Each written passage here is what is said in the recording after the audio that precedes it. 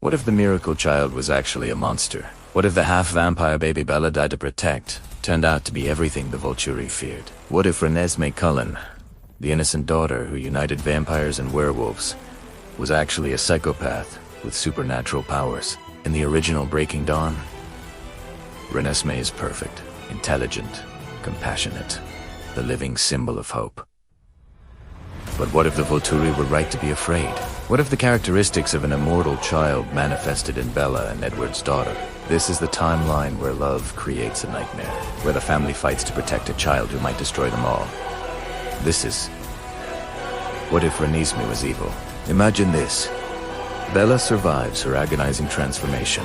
Edward pulls their daughter from her dying body. Jacob imprints on the beautiful bronze-haired baby, binding himself to her for eternity. The family celebrates a miracle has occurred, but as Renesmee grows at an impossible rate, something becomes clear. She isn't just accelerated, she's wrong.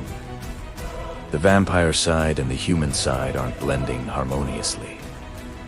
They're at war inside her, and the worst parts of both species are winning. Let's explore the darkest. What if in the Twilight saga, a child born from love, but became something that love cannot fix? In the beginning, the signs are subtle enough to dismiss. Renesmee is only a few weeks old, though she looks like a toddler when she bites Bella. Not playfully, not accidentally. With intent, Bella feels the pressure of her daughter's teeth against her stone skin. It doesn't hurt, but the aggression is unmistakable. She's just testing her abilities, Carlyle explains. But Edward, who can read minds, here's something that chills him. When Renesmee bites, her thoughts aren't curious or playful, they're calculating. She's testing for weakness, looking for vulnerability. He says nothing. She's his daughter. Surely he's misinterpreting. The next incident happens with Jacob Renesmee. Now appearing 6 years old, places her hand on his face. But instead of sharing a memory, she shows him a vision of herself hurting him, tearing, destroying. And in the vision, she's smiling. Jacob jerks away, shocked. Nessie, that's not funny. Edward hears her thought, clearly this time. But it would be. The family notices Renesmee's lack of empathy during hunting trips. She doesn't just feed, she plays with her prey, prolongs their suffering, laughs when they try to run. She's just young, Esm says, desperately wanting to believe it. But Carlyle recognizes what he's seeing. The characteristics of an immortal child. The inability to learn restraint. The lack of moral development. The Volturi's fears weren't paranoia. They were prophecy. As Renesmee continues growing, the incidents escalate. She discovers she can use her gift as a weapon. She can force visions into people's minds, show them their worst fears. She does this to Rosalie first, shows her endless visions of babies, the children Rosalie can never have, and watches her aunt collapse in anguish. When Rosalie recovers, Renesmee is giggling. She didn't mean to, Bella insists. She's still learning control. But Edward knows the truth. He heard Renesmee's thoughts. She was thinking about babies. I wanted to see what would happen if I showed her more babies. The family fractures over what to do. Bella refuses to see the evil in her daughter. Edward is torn. Jacob, bound by the imprint, cannot leave Renesmee's side even as she becomes more dangerous. The imprint isn't about free will, it's gravity, cosmic certainty. He is bound to her whether she's good or evil. And that bond is becoming his prison. Renesmee discovers this, discovers that Jacob cannot refuse her.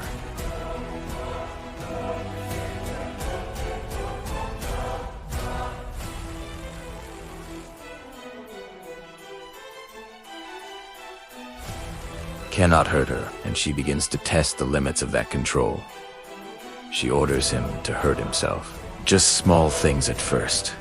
She wants to see how far the imprint compulsion goes. When Edward confronts her, she looks at him with ancient eyes in a child's face. He's mine. The magic said so. I can do whatever I want with him.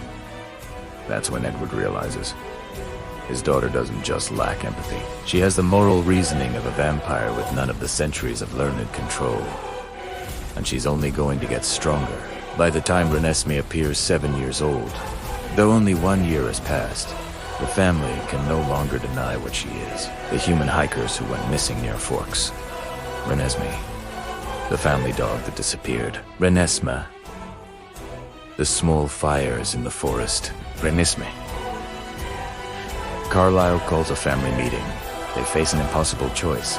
Protect a child who is becoming a monster, or do what the Volturi would have done. We can't kill her, Bella says, her voice breaking. She's our daughter. She killed 3 humans last month.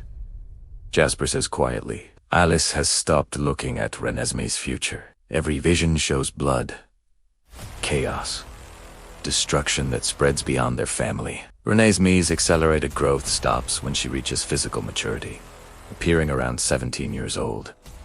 She's fully grown, fully capable, and fully aware of how powerful she is. She can project visions into multiple minds simultaneously. She has Jacob completely under her control. Then Irina sees her. Just like in the original timeline, Irina glimpses Renesmee from a distance. But this time, she witnesses Renesmee torturing a human hiker in the forest, playing with her prey the way a cat plays with a mouse. Irina reports to the Volturi, and this time she's absolutely right. When the Volturi arrived, the Cullens face a crisis of conscience. They've gathered witnesses just like in the original timeline. But the witnesses see what she is. They hear about the missing humans. Slowly, they begin to leave. They won't testify for a monster, no matter how she was created. Aura reaches for Renesmee's hand, and she shows them exactly what she is. Not out of innocence, but out of pride. She projects every kill, every moment of torture, every time she manipulated Jacob. She wants Aro to see her power. Aro drops her hand, genuinely shaken. In 3,000 years, he's never encountered a mind like hers. She is worse than we feared, Aro says quietly. The Cullens can't defend her. There is no defense. But she's still their daughter. Bella steps forward, placing herself between Renesmee and the Volturi guard. If you destroy her, you destroy me first. Edward joins her. Then Carlisle, then Isma.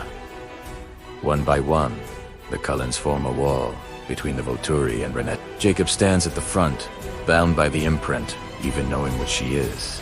He cannot step aside. The magic won't let him. Aro offers him a choice. Surrender the hybrid to us willingly, and the rest of you may leave in peace. Or fight and face annihilation, protecting a creature who would eventually destroy you anyway. The Cullens face an impossible decision.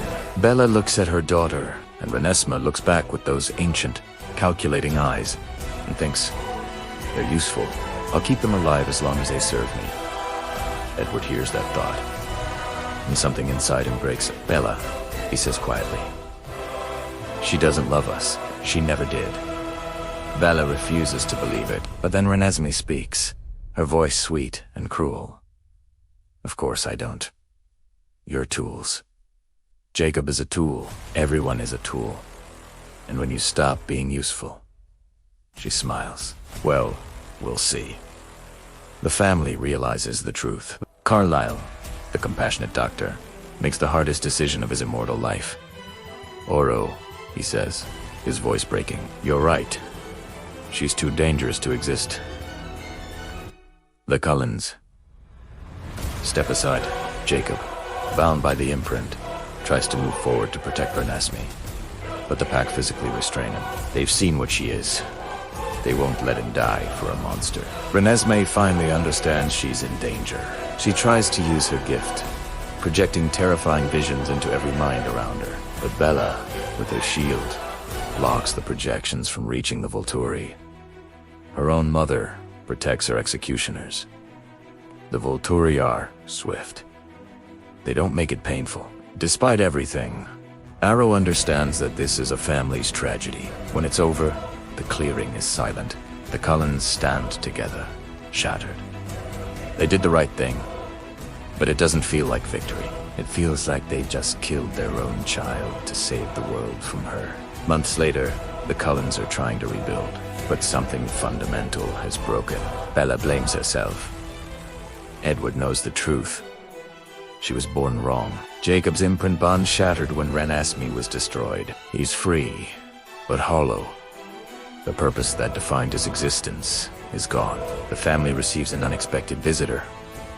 Uro himself. I wanted you to know, the ancient vampire says quietly, that in 3,000 years, I have rarely encountered genuine sacrifice. You chose the world over your daughter. That is extraordinary. The Cullens live with the weight of what they did. They made the choice no parent should ever face, to destroy their own child for the greater good.